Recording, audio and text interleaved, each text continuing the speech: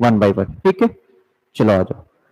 Transitive और intransitive की बात जब हमारे सामने निकल के आती है, ट्रांजिटिव और इंट्रांजिटिव की बात जब हमारे सामने निकल के आती है, तो एक चीज सबसे पहले दिमाग में यह आना चाहिए कि कोई भी ट्रांजिटिव वर्ब अपने बाद किसी न किसी रूप में ऑब्जेक्ट लेता ही है, ये हमारे सामने फिक्स होता है, ठीक है भाई। ट्रांजिटिव वर्ब के बाद ऑब्जेक्ट का यूज नेसेसरी है, ये हम लोग माइंड में सेट करके रखते हैं। और एक बात और भी आप जानते हैं कि इंट्रांजिटिव की जब बात की जाती है तो इंट्रांजिटिव वर्ब के बाद सर हम ऑब्जेक्ट का यूज, यहां पे ऑब्जेक्टिव मैंने लिख दिया, सॉरी,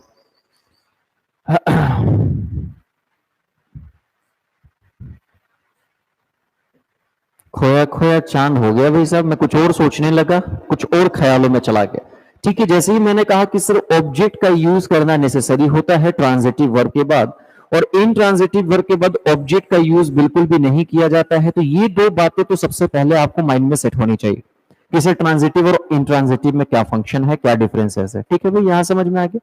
दूसरी बात मैंने क्या बताई थी आप लोगों को, थोड़ा सा अगर याद होगा कि सर ऑब्जेक्ट ऑब्जेक्ट का जो प्लेस होता है, ये आंसर दो ऐसे वर्ड होंगे, दो ऐसे क्वेश्चन होंगे, जिसमें एक मैंने कहा था सर व्हाट की बात की गई थी, और एक मैंने कहा था कि सर होम की बात की गई थी। जहां कहीं भी अगर व्हाट या होम का आंसर, व्हाट या होम का आंसर करने पे आपका जो वर्ड है, जो आंसर है, वो ऑब्जेक्ट की जगह आ रहा है, तो वैसे वर्ब को हम ट्रांजिटिव वर्ब कहेंगे, वैसे सेंटेंस में यूज हुए वर्ब को ट्रांजिटिव वर्ब कहेंगे।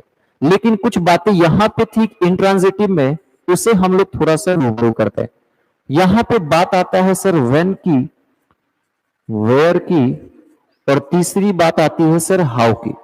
ये तीन हमारे सामने ऐसे ऐसे क्वेश्चंस पूछे जाते हैं, व्हेन, वेयर और हाउ का आंसर अगर ऑब्जेक्ट की जगह आ रहा है तो कायदे से वो ऑब्जेक्ट नहीं है, और कायदे से उसमें जो यूज होने वाले वर्ब हैं वो इंट्रांजिटिव होंगे, वो अपने आप में कायदे से क्या होंगे, इंट्रांजिटिव वर्ब होंगे। बात समझ में आ गई? ये बातें मैंने डिस्कस कर रखी है ऑलरेडी आप लोगों के साथ। अब मैं कुछ क्वेश्चंस देता हूं जिससे आपको इन चीजों को समझने में बहुत ही आसानी होने वाली है, ठीक है भाई साहब। मैं कुछ क्वेश्चन लिख रहा हूं, यहां जरा ध्यान देना। मैं कुछ एक दो क्वेश्चन से समझाने की कोशिश करता हूं, क्वेश्चन समझो या फिर एग्जाम्पल समझो आप लोग, ठीक है भाई।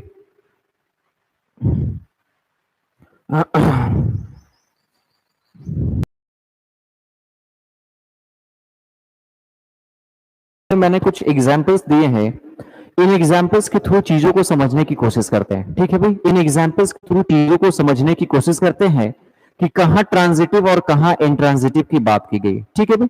सबसे पहले तो हम वर्ब को डिसाइड कर लेते कि हमारे सामने जो वर्ब है वो कौन सा है।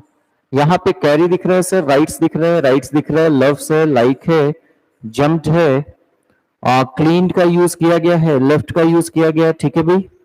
आगे बढ़ते हैं, यहां पे सिर्फ लेफ्ट का यूज किया गया, समझने की कोशिश कीजिएगा, ठीक है।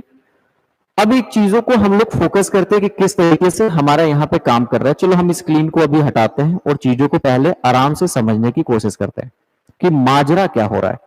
सबसे पहले देखने की कोशिश करना कि सर ट्रांजिटिव व्हाट या होम का आंसर करेगा, ठीक है। राहुल ने आंसर भी कर दिया, बहुत अच्छा। चीजों को समझते चलते हैं कहां क्या हो रहा है।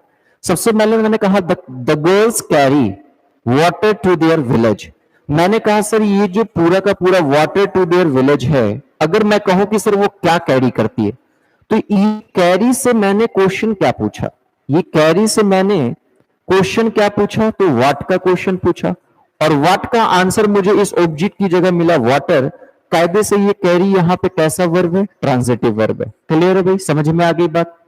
आते हैं, मैंने कहा मोना राइट्स अ स्टोरी, मैंने कहा मोना राइट्स व्हाट, तो जैसे ही मैंने देखा कि सर ये राइट्स है और ये आंसर कर रहा है व्हाट का, जैसे ही आंसर किया व्हाट का, तो ये अपने आप में ट्रांजिटिव वर्ब की कैटेगरी में चला गया। लेकिन वहीं पे इस राइट्स को देखो जरा, नीचे लिखा गया है, मैंने कहा मोना राइट्स ब्यूटीफुली, मोना सुंदर तरीके से लिखती है। किस तरीके से, मोना राइट्स हाउ, तो मैंने कहा अब जो आंसर आ रहा है वो हाउ का आंसर आ रहा है। देखो एक ही वर्ब जो होगा ट्रांजिटिव भी हो सकता है, इंट्रांजिटिव भी हो सकता है। इसे आपको समझना होगा कि how do we use that particular word in a particular sentence. आप इस बात को अगर समझ गए कि सर ये किस तरीके से, तो हाउ का रिप्लाई दिख रहा है ब्यूटीफुली, हो सकता है हम यहाँ पे केयरलेसली का भी यूज कर सकते थे। तो जैसे ही हाउ का आंसर आ गया, तो इस सेंटेंस में ये जो राइट्स है कायदे से इंट्रांजिटिव वर्ब की तरह काम कर रहा है। इन चीजों को हम लोगों को समझना होगा। बात समझ में आ रही है? ठीक है भाई। क्वेश्चन नंबर 3 में क्या लिखा है? नॉन ट्रांजिटिव नहीं होता है राहुल जी, ये अपना इंग्लिश नहीं बनाना है। नॉन ट्रांजिटिव, ये तो कमाल की इंग्लिश है, आपने कहा नॉन ट्रांजिटिव। चलिए आ जाइए, इनट्रांजिटिव होता है। नॉन ट्रांजिटिव कहने के लिए कह देते हैं, वो अलग चीजें हैं, हो सकता है कहीं बुक्स में लिखा हो। इंट्रांजिटिव कहना ज्यादा सही है। अब आगे बढ़ते हैं। सर शी लव्स मी, तो शी लव्स होम, किसे वो प्यार करती है? तो यहां पे मी है, तो कायदे से ये आंसर, ये जो लव्स है, कायदे से ये किसकी बात पूछ रहा है? होम की। किसे? तो होम को बताने वाला ट्रांजिटिव वर्ब होता है। मैंने कहा यू लाइक हर, तुम उसे पसंद करते हो। फिर से एक बात समझ में आ गई, ये लाइक जो है होम की बात कर रहा है, इसलिए ये भी ट्रांजिटिव वर्ब हो गया। अच्छा यहां पे बताओ, दे जम्प्ड की बात की गई। मैंने कहा ये जम्प्ड कैसा है, इसके बारे में बताओ। एक बार कमेंट करके बताओ सर जम्प्ड कैसा है। जम्प्ड के बारे में अगर हम बात समझने की कोशिश करते हैं, तो उन लोगों ने कूदा, उन लोगों ने जंप किया, तो आपके मन में पहला ही सवाल आएगा कहां जंप किया। और जैसे ही वेयर का जवाब देने लगा, तो आप इस बात को समझ गए कि यहां पे जो ये जंप है वो कैसा है वर्ब? तो इंट्रांजिटिव वर्ब है। और यही ट्रांजिटिव इंट्रांजिटिव को नहीं समझने की वजह से, इसी ट्रांजिटिव और इंट्रांजिटिव को सही से नहीं समझने की वजह से ही आपसे एक्टिव पैसिव बनाने में बहुत परेशानी होती है। यहीं पे आके पढ़ाने के लिए सारे टीचर्स बहुत अच्छा पढ़ाते हैं, मैं किसी की बात नहीं करता हूं, बुराई नहीं करता हूं, लेकिन यहां पे आके पसीने छूटने लगते हैं इन चीजों को समझने और समझाने की जब बात आती है। ठीक है, तो बारीकियों को मेरे साथ समझते चलिए, इसलिए मैं टाइम लेता हूं, लेकिन आप लोगों को पूरी क्वालिटी देने की पूरी कोशिश करता हूं। ठीक है, अब आते हैं लास्ट दो हमारे सामने सेंटेंसेस है। इन दो सेंटेंसेस को थोड़ा सा बारीकी से समझते हैं। मैंने कहा आफ्टर सी क्लीन्ड अप, मतलब क्या करने के बाद, पूरी तरह से चीजों को समाप्त करने के बाद। शी लेफ्ट, ये जो लेफ्ट है मुझे बताने की कोशिश करो ट्रांजिटिव है या इंट्रांजिटिव। इस वाले को, इस लेफ्ट को मैंने एक नाम दिया ए, सॉरी वन मैं नाम दे रहा हूं। फर्स्ट वाला लेफ्ट बताओ ट्रांजिटिव है या इंट्रांजिटिव? कमेंट करके बताइएगा, जो लोग भी हैं प्लीज कमेंट करके बताओ कि फर्स्ट वाला लेफ्ट ट्रांजिटिव है या इंट्रांजिटिव। कैसे आप बोलोगे, कैसे बताओ? अब देखो मैं समझाता हूं। मैंने कहा सी लेफ्ट, वो चली गई। आप पूछोगे कब?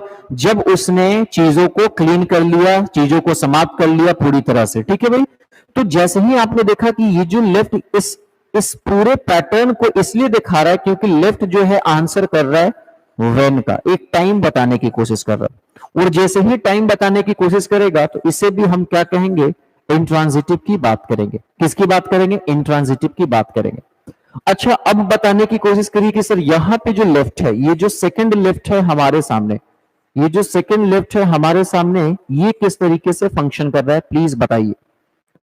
मैंने कहा उसने छोड़ा गिफ्ट टेबल पे। आप बिल्कुल सही अनामिका, आपने कहा कि सर उसने क्या छोड़ा, तो ये लेफ्ट जो है आंसर कर रहा है व्हाट का।